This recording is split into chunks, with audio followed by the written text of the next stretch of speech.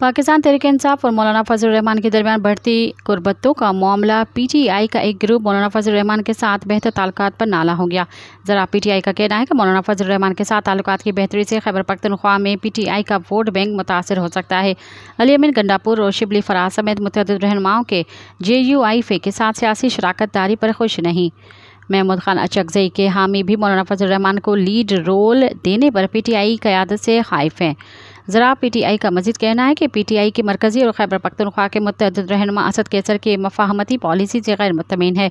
अली अमीन गंडापुर की जानिब से भी असद कैसर और दीगर रहनुमाओं को मौलाना फजल रहमान के साथ ताल्लुकात में एहतियात बरतने का मशवरा दिया गया है।